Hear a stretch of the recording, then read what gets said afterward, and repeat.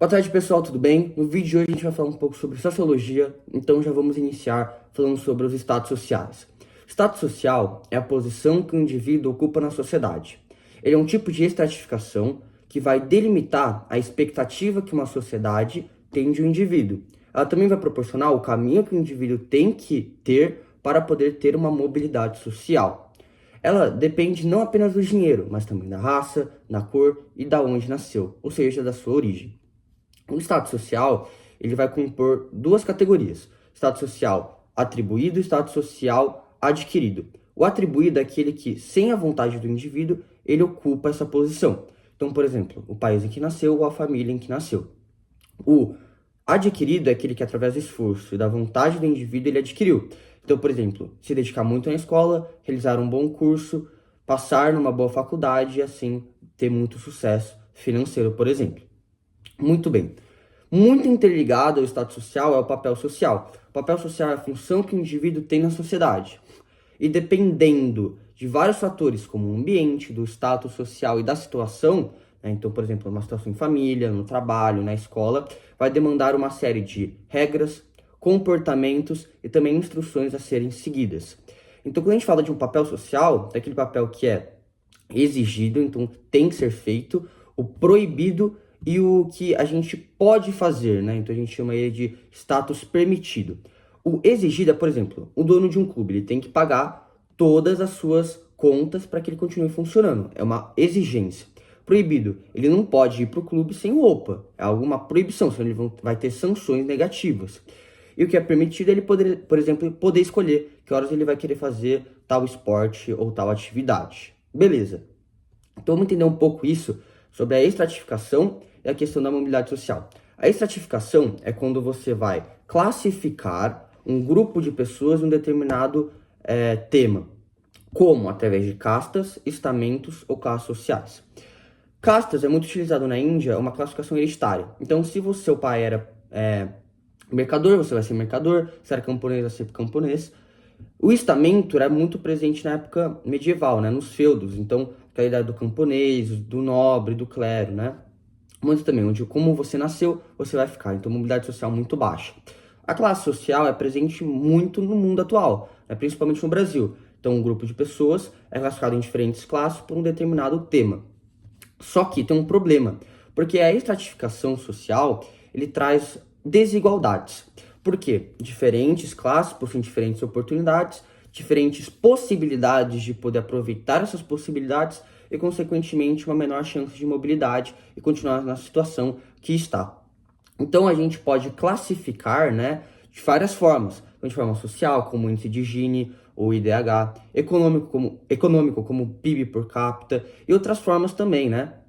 E aí, quando a gente olha principalmente na questão econômica, a gente vê que muita gente está numa pobreza, né? Pobreza absoluta, ou seja, uma falta muito grande de coisas básicas, uma relativa, que é uma pobreza muito abaixo do país, e a extrema, né, que consegue ganhar $1 por dia. Ou seja, a gente consegue observar essa desigualdade que gera através da estratificação. Quando a gente fala de estratificação, tem uma capacidade de você subalternar entre ela, né? Que é o que a gente chama de mobilidade social.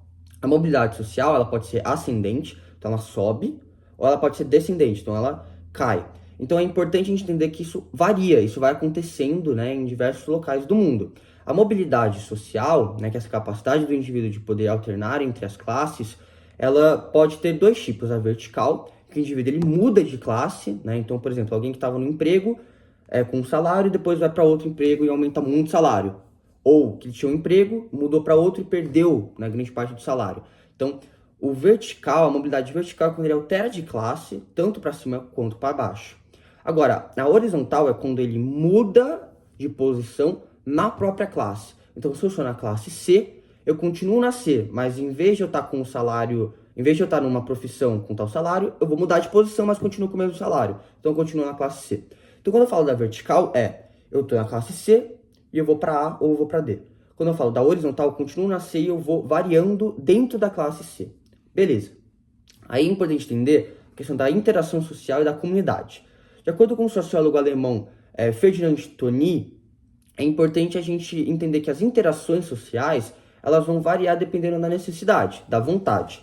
Então, a gente tem a interação natural, que é uma questão biológica de sobrevivência, então reprodução, alimentação, autorrecessão, né, ou auto-preservação, tudo isso é uma vontade natural, uma interação que tem que acontecer para que a gente possa sobreviver. Mas também tem aquelas que são arbitrárias. E aí é importante a gente entender a diferença. A arbitrária é a questão do racionalismo, da lógica, você ordenar os seus desejos, você classificar em questão de importância, né, realizar ações, ir conversar com alguém porque isso te deixa feliz, né? Então é uma escolha lógica. Então essas são as interações. E diferentes interações vão formar dois tipos de grupos: comunidades e sociedades. Então, o que é uma comunidade? É um conjunto de pessoas com um grande laço afetivo e também um grande consenso. Então, a ideia do contato social primário, né, que é muito próximo entre as pessoas, é essencial, e a família também é muito importante. Então, isso é uma comunidade. E também ela tem outras características, como, por exemplo, a ideia da nitidez. Então, ela tem um limite, né, territorial. Então, vamos pensar numa aldeia. Ela tem um limite territorial. Ela também tem uma coisa chamada pequenez, que é uma dimensão encurtada, né? Então, uma dimensão pouca dimensão. Então, o tamanho não é muito grande, tá? Então, geralmente, a gente delimita ele por aldeias ou algumas aldeias, né? Pequenas regiões. A gente também tem a questão da homogeneidade. Então, um conjunto de pessoas que realizam ações parecidas com faixa etária e sexo parecidos. E as relações pessoais, como eu falei, são interações diretas, pessoais, emotivas e afetivas entre essa população que está nessa comunidade. A comunidade também, ela é muito baseada na questão das tradições e dos costumes, né? Então a gente tem que lembrar desse conceito, até que atualmente, né, a gente tem a questão das comunidades virtuais, que as pessoas elas se unem, né, e vão atrás do mesmo objetivo, que também a gente consegue ver. Mas com o tempo, com a formação das cidades, a vontade arbitrária passou a se sobrepor à vontade natural. Por isso, começaram a surgir uma nova forma de organização das pessoas, que é a sociedade. Então vamos entender um pouco essa questão da sociedade. A sociedade, que a gente vai chamar de sociedade societária, é um conjunto de pessoas sem elos afetivos e sem muita coesão. E aí a ideia é o contato secundário. Esse é o foco da sociedade. Então as pessoas não são tão próximas como na comunidade. Então, quando a gente fala de cidade grande, né, ou cidade muito populosa, a gente está dizendo uma sociedade. E aí qual que é o foco? Na sociedade há estratificação, há status social, há papel social, em que qual que é o foco? O foco são relações superficiais, transitórias, né, que duram pouco tempo, e impessoais. Então a gente observa que tem diferentes pensamentos, né, pensamentos divergentes, diferentes vontades, né, e necessidades, e consequentemente a gente observa que a coesão e os relacionamentos que são mais frouxos podem gerar conflitos entre as pessoas. E como a ideia da tradição, dos costumes passou a ficar em segundo plano, foi necessária a formação de leis para que pudesse organizar, né, o comportamento das pessoas. Então a gente pode concluir que uma comunidade, o foco é na questão emotiva, né, do contato primário, é uma relação, né, natural, mais simples, focando numa divisão de trabalho mais tranquila e mais superficial, mas a ideia da tradição, do costume, da solidariedade dessa comunidade é muito forte em um grupo de pessoas pequeno.